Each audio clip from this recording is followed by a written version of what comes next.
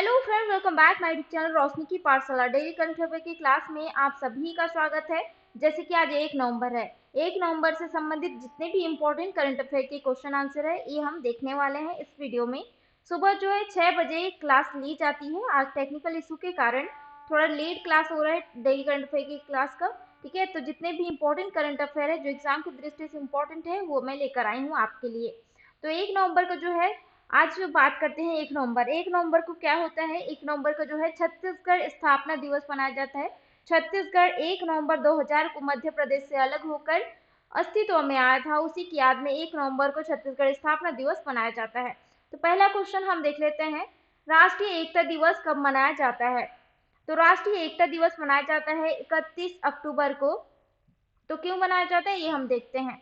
देखिए, वर्ष 14 यानी कि 2014 से जो है 31 अक्टूबर को सरदार वल्लभ भाई पटेल की जयंती पर राष्ट्रीय एकता दिवस मनाया जाता है। एकता अखंडता को मजबूत करने के लिए यह दिवस जो है मनाया जाता है। सरदार वल्लभ भाई पटेल जी का जन्म जो है 31 अक्टूबर 1875 को गुजरात के नाडियाड में हुआ था। इन्हें जो है लौह पुरुष के नाम से भी जाना जाता है। सरदार पटेल ने जो है देशी रियासतों का एकीकरण किया था। साथ ही भारत का विस्मार्क भी कहा जाता है इनको। और सरदार पटेल देश के जो है पहले गृह मंत्री, पहले उप प्रधानमंत्री थे। ऐसे क्वेश्चन पूछा जाता है कि पहले गृह मंत्री कौन थे और पहले उप प्रधानमंत्री कौन थे? तो सरदार वल्लभ भाई पटेल जी थे। 1991 में भारत रत्न से सम्मानित किया गया था सरदार वल्लभ भाई पटेल जी को, और 15 दिसंबर 1950 को मुंबई में इनका निधन हो गया।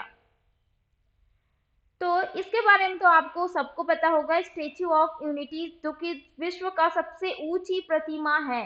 ठीक है, गुजरात के केवड़िया में स्थित है विश्व की ऊंची प्रतिमा, जो कि सरदार वल्लभ भाई पटेल जी की है। ठीक है, और मूर्ति की लंबाई कितनी है? 182 मीटर है। यह इतनी बड़ी है कि जो है 7 किलोमीटर की दूरी से देखा जा सकता है, ये इतनी बड़ी है। और स्टेच्यू ऑफ यूनिटी ऊंचाई में जो है अमेरिका के स्टेच्यू ऑफ लिबर्टी यानी कि उसकी जो है 93 मीटर से दुगना है। तो स्टेच्यू ऑफ यूनिटी के वास्तुकार कौन है, यानी कि इसको कौन बनाया है?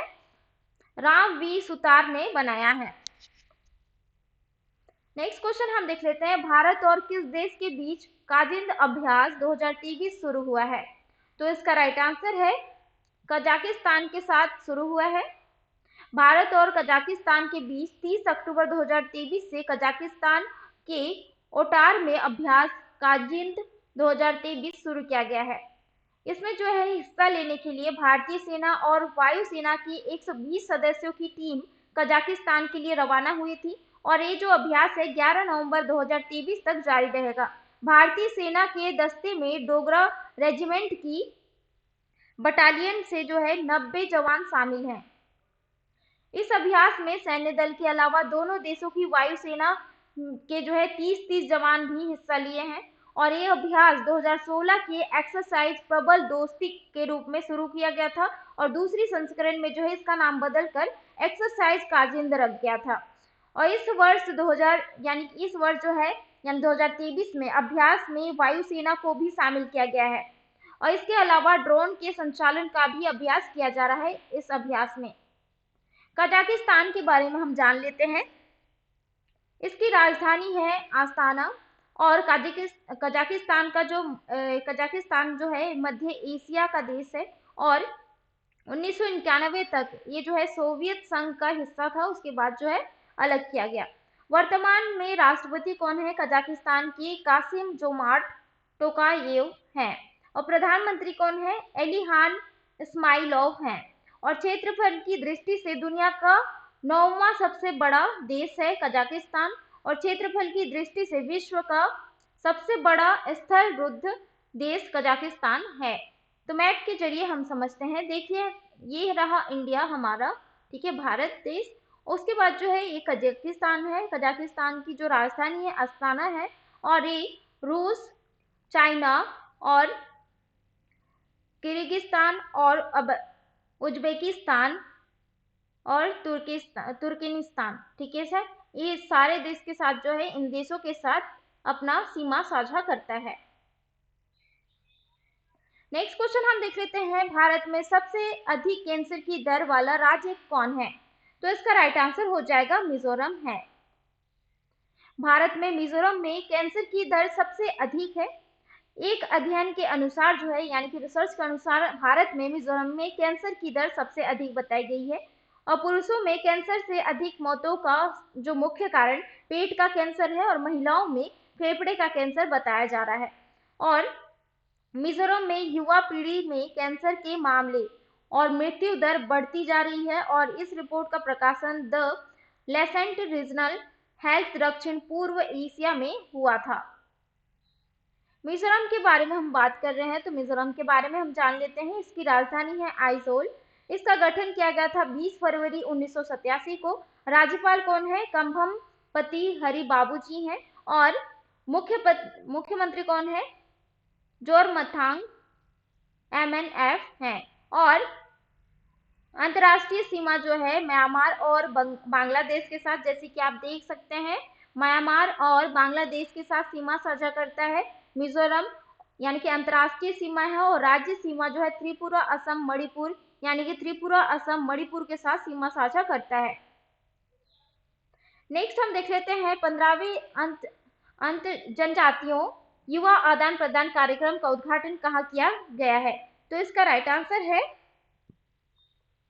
मुंबई में किया गया है। 15वें जनजातीय युवा आदान प्रदान कार्यक्रम का उद्घाटन मुंबई विश्वविद्यालय में किया गया है। ये जो कार्यक्रम है नेहरू युवा केंद्र संगठन केंद्रीय जनजातीय मामलों के मंत्रालय के सहयोग से किया जा रहा है। और ये कार्यक्रम 28 अक्टूबर से 2 नवंबर तक आयोजित किया जाएगा।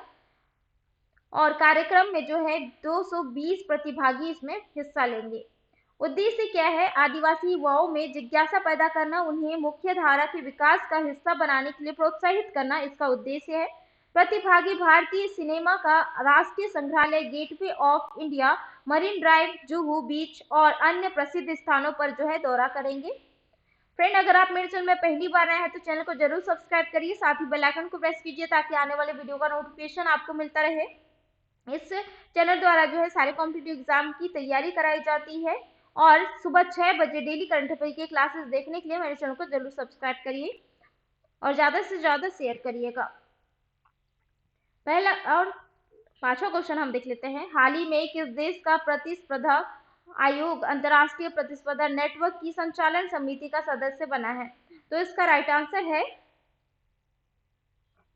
भारत देश बना है। भारतीय प्रतिस्पर्धा आयोग यानी कि CCI अंतर्राष्ट्रीय प्रतिस्पर्धा नेटवर्क यानी कि ICN की 18वीं सदस्यीय संचालन समिति का सदस्य बन गया है। और संचालन समिति अंतर्राष्ट्रीय प्रतिस्पर्धा नेटवर्क ICN की सर्वोच्च संस्था है। और अंतर्राष्ट्रीय प्रतिस्पर्धा नेटवर्क में 140 प्रतिस्पर्धा एजेंसी शामिल हैं।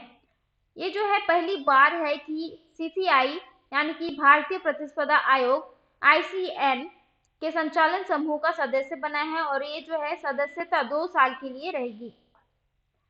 अंतर्राष्ट्रीय प्रतिस्पर्धा के बारे में हम देख लेते हैं। अंतर्राष्ट्रीय प्रतिस्पर्धा नेटवर्क यानी कि ICN के बारे में, इसकी स्थापना हुई थी 2001 को। और ये विश्व स्तर पर प्रतिस्पर्धा कानून अधिकारियों के बीच सहयोग को सुविधाजनक बनाना चाहता है। वर्तमान में इसका नेतृत्व जर्मनी के एड्रियास मुंड कर रहा है। तो इसका आप लोगो देख सकते हैं, इंटरनेशनल कंपटीशन नेटवर्क यानी कि ICN का फुल फॉर्म है। तो भारतीय प्रतिस्पर्धा आयोग के बारे में हम जान लेते हैं, CCI के बारे में। इसकी जो गठन की गई थी 14 अक्टूबर 2003 को किया गया था। और वर्तमान में इसके चेयरपर्सन जो है रवनीत कौर जी हैं। इसका उद्देश्य क्या है? भारतीय बाजार में प्रतिस्पर्धा को प्रभावित करने वाली प्रथाओं को खत्म करना और उपभोक्ताओं के हितों की रक्षा करना है। तो CCI का जो फुल फॉर्म है कंपटीशन कमीशन ऑफ इंडिया है। नेक्स्ट हम देख लेते हैं, मैथ्यू पेरी का निधन हो गया, वह कौन थे? वे जो है एक हॉलीवुड एक्टर थे। हॉलीवुड एक्टर मैथ्यू पेरी का जो है निधन हुआ है। जैसे कि आप पिक्चर में देख सकते हैं, मैथ्यू पेरी है जिनका अभी हाल ही में निधन हुआ है। मैथ्यू पेरी ने दुनिया के बेहतरीन टीवी सीरीज में शामिल फ्रेंड्स, प्रेडर्स में जो है सेंट्रल बिग का रोल प्ले किया था और साल 2022 में उन्होंने अपनी biography friends lovers and the big terrible thing publish की थी। तो नेक्स्ट हम देख लेते हैं देश की पहली satellite based gigabyte broadband service किसने लॉन्च की है। तो इसका राइट आंसर है रिलायंस जियो ने लॉन्च किया है। रिलायंस जियो ने देश की पहली satellite based gigabyte broadband service Jio space fiber launch किया है। जियो स्पेस फाइबर से जो है देश के पिछड़े इलाकों के भी जो है को भी हाई स्पीड इंटरनेट की सुविधा मिलेगी। जियो स्पेस फाइबर को जियो फाइबर और जियो एयर फाइबर के साथ जोड़ा गया है। याद रखना काफी इंपॉर्टेंट है, एग्जाम में पूछे जा सकते हैं। रिलायंस जियो की स्थापना साल 2007 में मुकेश अंबानी ने की थी। आकाश अंबानी को 27 जून 2022 को रिलायंस जियो का चेयरमैन नियुक्त किया गया था। कब नियुक्त किया गया था? 22 जून 2022 को आकाश अंबानी को चेयरमैन नियुक्त किया गया था। फ्रेंड, इसका अगर नोट्स चाहिए आपको टेलीग्राम ग्रुप ज्वाइन कर लेना। डिस्क्रिप्शन बॉक्स में टेलीग्राम ग्रुप का लिंक दिया हुआ है, आप जाकर ज्वाइन कर सकते हैं और उसमें से आप नोट्स ले सकते हैं। नेक्स्ट हम देख लेते हैं silent conversation from margins to the centre प्रदर्शनी का आयोजन किसके द्वारा किया जाएगा। तो इसका राइट आंसर है NTCA के द्वारा किया जाएगा। राष्ट्रीय बाघ संरक्षण प्राधिकरण 3 से 5 नवंबर 2023 को नई दिल्ली में साइलेंट कन्वर्सेशन और from margin to the centre का आयोजन कर रहा है नई दिल्ली, और यह कला जो है प्रदर्शनी प्रोजेक्ट टाइगर के 50 वर्ष सफलतापूर्वक पूरे होने पर आयोजित किया जा रहा है। NTCA के बारे में हम जान लेते हैं कि नेशनल टाइगर कंजर्वेशन अथॉरिटी के बारे में।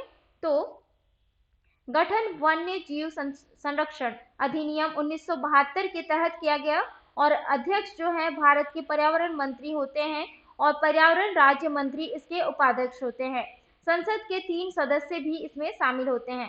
प्रोजेक्ट टाइगर जो है बाघों का संरक्षण करने के लिए सरकार ने 1973 में प्रोजेक्ट टाइगर लॉन्च किया था और कैलाश सांखला ने जो है सांखला को टाइगर मैन ऑफ इंडिया भी कहा जाता है। किसको कहा जाता है? कैलाश सांखला को कहा जाता है tiger man of India. Madhya Pradesh में बाघों की सबसे अधिक संख्या पाई जाती है। ठीक है, भारत में सबसे ज्यादा बाघों की संख्या मध्य प्रदेश में पाई जाती है। 785 संख्या जो है पाई जाती है बाघों की। नेक्स्ट हम देख लेते हैं अनीस भानवाला ने एशियाई चैंपियनशिप में कौन सा मेडल जीता है। तो इसका राइट आंसर है ब्रॉन्ज मेडल जीता है। राष्ट्रमंडल खेलों के स्वर्ण पदक विजेता निशानेबाज अनीस भानवाला ने कोरिया की चांगवोन में एशियाई चैंपियनशिप में पुरुषों की 25 मीटर रैपिड पिस्टल फायर स्पर्धा में कांस्य पदक जीतकर निशानेबाजी में भारत का पेरिस ओलंपिक 2024 में कोटा हासिल किया है। दक्षिण कोरिया की राजधानी है सियोल और राष्ट्रपति है यूं सुक येओल और करेंसी है कोरिया रिपब्लिक ऑन। नेक्स्ट हम देख लेते हैं सतर्कता जागरूकता सप्ताह 2023 कब से कब तक मनाया जाएगा। तो इसका राइट आंसर है 30 से 5 नवंबर तक जो है, यानी कि 30 अक्टूबर से 5 नवंबर तक मनाया जा रहा है सतर्कता जागरूकता सप्ताह 2023। केंद्रीय सतर्कता आयोग 2023 में जो है 30 अक्टूबर से 5 नवंबर तक सतर्कता जागरूकता सप्ताह 2023 मनाया जा रहा है और थीम क्या है? भ्रष्टाचार को ना कहें, राष्ट्र के प्रति प्रतिबद्ध रहें। ये जो है इसका थीम है 2023 का। CBC भ्रष्टाचार के लिए एक शीर्ष निकाय है और स्थापना कब किया गया था? वर्ष 1964 में किया गया था। केंद्रीय सतर्कता आयुक्त प्रवीण कुमार श्रीवास्तव जी हैं।